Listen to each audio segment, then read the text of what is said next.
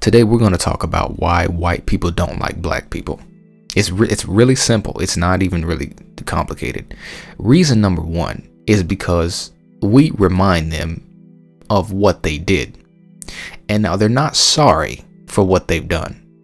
Don't let them tell you, because you know what? For them to be sorry, things need to look a lot different. When you really are sorry is after you've gotten your spanking. That's when you're sorry.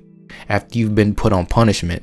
You know, when you were a kid, you would get put on punishment, you know, and you're not sorry the first day or the second or third day.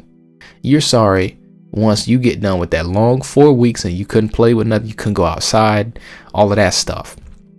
Then you understand, well, let me not do this again. So this country is too pristine and too clean for them to really be sorry now. So don't let them lie to you and say they're sorry. We don't even, and most of us don't even believe that anyway. So good on us. But the thing is, we remind them of because listen, here's the thing. Okay, so virtue signaling and pretending to and cleaning your image in front of people, that is something that they need to continue to do. And the reason is because their people, their resume looks bad throughout history. I mean, it's filled with things that if you looked at it on paper, who are these people? Why are they still here? Why do we allow them to even exist now? Because all of this stuff that they've done. Why haven't we rubbed these people out? If you look at what white people have done on a piece of white paper, it looks like that. It just does. And, you know, you might have a few inventions on the side that they probably have lied about, you know, but the real main meat of the document is going to be stuff that really just looks horrendous. So what they need to do is they need to figure out, what are we going to worry about? What are we going to be outraged about? When somebody doesn't stop at a stop sign, we're going to be upset and we're going to say, you know what? You could have hurt a lot of people there, pal. Okay. You know, you didn't look where you were going. There could have been a kid coming, man. You know, what are you, who do you think you, see, this is what's wrong with this country. That's where they get. So these things they've got to do to figure out, okay, how are we going to look like good people? Because if we just stand in our own shoes over here, it doesn't look good.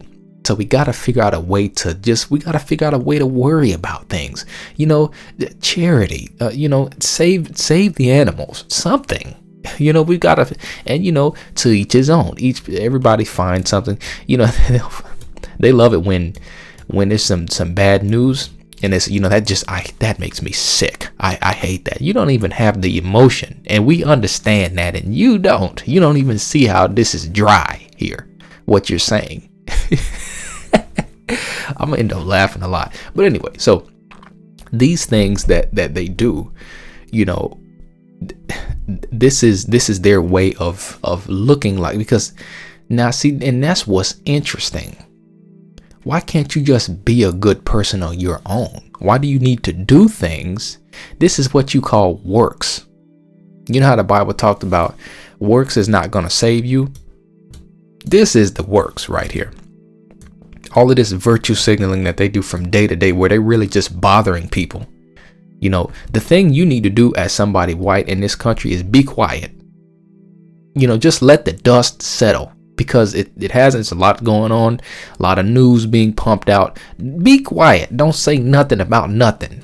And you will do us a favor, really, because, you know, and really that's what we all need to do. Because if all of us just were mute and we just came off of these social medias and didn't say anything, this government that we have over us that's really trying to do something to us, that would confuse them. Like, wait a minute, why they not? Because they need you. They're feeling out for you. That's what Satan does. He feels out. He tests all the time. That's really a godly principle. Because God is always testing for you. You know, he's always, you know, this is a test of faith. Yeah, I might be in 3 right now that I'm not even aware of, you know, sitting here saying this, you know, so he's going to do that. But Satan is going to have his ways of doing that too. Anyway, I don't want to get off. But so now I was talking about, what was I talking? Oh yeah, I was talking about these reasons. Yeah. So let me see if I can draw a line. So we're a mirror to them because we remind them of what what they've done and how they can't really erase that. Like I said, it's not that they're sorry. They just can't get that out of people's minds, and they really just want to get rid of us so that no one will think about that. Like that's gonna work. You see, here we are, Gentiles. They don't understand that what you do, you pay for. And it doesn't matter how much virtue signaling you do, judgment is coming to you, period. And that's the end of it. You know, here we go. I mean, anyway, so it's that. And then it's that they, how can I say this? See, because we represent kind of who they want to be too. And you can, I mean, research it. I'm not even going, there's stuff that's in the back of my mind here that I couldn't even probably access. I would have to research it too, but it's ways we are that they want to be. They want to be creative. They want to have the big lips and, you know, all of these other things, these characteristics that we have and that other people have of other societies. They want to have that stuff, but they just dry people. They don't have any of that. So, and that makes them upset. You know, and see, this is the real thing. This is the real thing. Okay. I just got to say it, you know, and you can tar and feather me if you want to. I've already been tarred and feathered. If they let the water settle, it will be clear who is inferior in many ways. And I gotta say that. I just have to. The Lord loves all of us, but he did not create all of us on the same level. If you go to the parable of the talents, somebody had 5. Somebody had 3, somebody had 1, and the person that had 1 went and buried the Lord's money, made himself a useless parasite. And then when the Lord came, he said, well, I knew you were.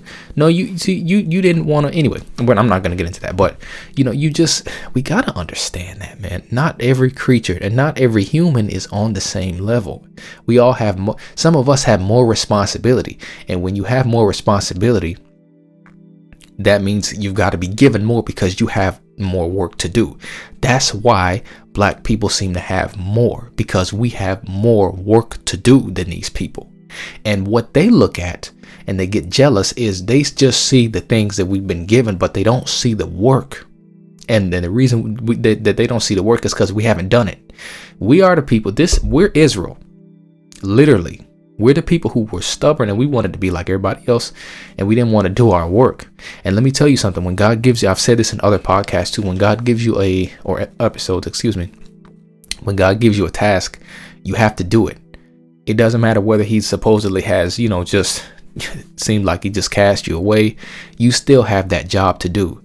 We still have to dispense the gospel. And now what we have to do is redo what they've given us. These white people have given us a gospel that cannot be used for salvation.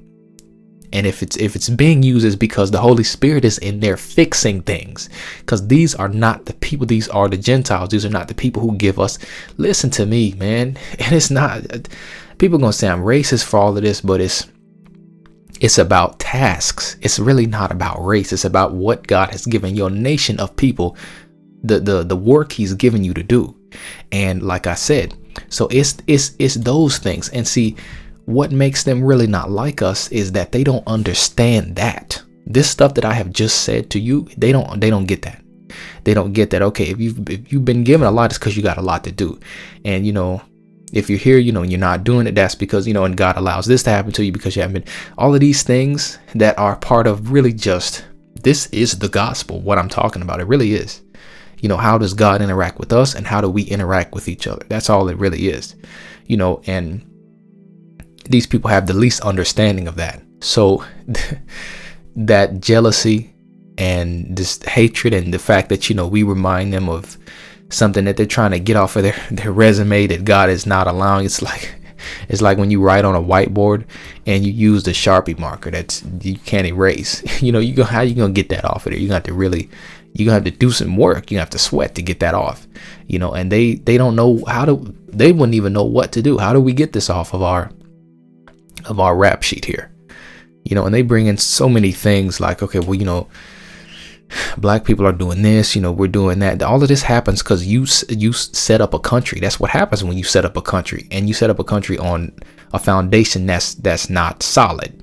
You get this. You get people who are violent. You get this. It's not just us, it's everybody.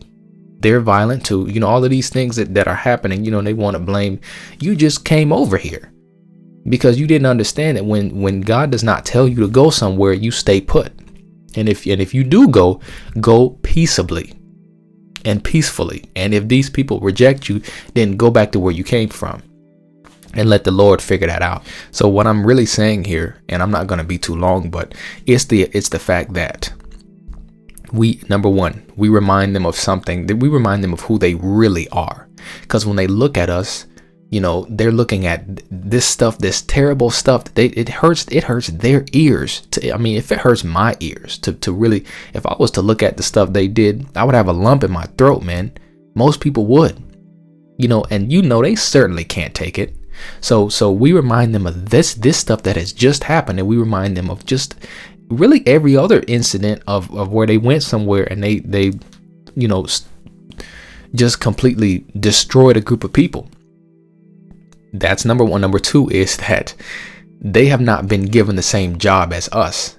They don't want to do the work really of what it takes to, okay, so if God gives you all of these things, he needs you to be doing these things. He needs you to set an example in front of the other nations, etc. They don't get that. All they see is the benefits and the temporary things that God has given us to do this work. That's number two. Number three is that they're reminded that they're just not really on that same level, and they get jealous of that. So it's a mix of jealousy and lack of understanding of who God is, and lack of understanding of the fact that God gives you a task. He's not going to, and he gives you burdens too. These are things, these are crosses that you have to bear. You're not just gifted, and everyone who really has a great work to do, and who is to set an example in front of people, is going to have a thorn in their side. So the real thing here is that these are Gentiles, and they don't understand the fact that God, they don't understand the Lord and what he does and how his and listen, to be able to, like I've said this in other episodes, in order for you to get through something, what they put us through, you have to have a special ability. And see, that's another thing they don't like, is the fact that, we seem to thrive anyway. That's because we've been given much, and much is required of us, period. That's the end of it. And you can get mad at the Lord about that, but why did he give us, or why did he give them these things and he didn't give us anything, et cetera, et cetera. It's better for you not to be upset about that. And maybe that's your work, is to see that, okay, well, maybe we're not superior. Maybe our skin isn't better. Maybe we're not on top of things, and the rulers of the world like we think we are. Maybe that's your work. Maybe your work is not to spread the gospel. Maybe it's just to be humble and be people who can be taught something, and don't kick and scream every time somebody comes in who's brown and knows more than you. That's really their work, and they're not doing that, just like we're not doing our work. So in short, nobody's doing anything they're supposed to be doing, and that's why we're here. I'll see you in the next episode.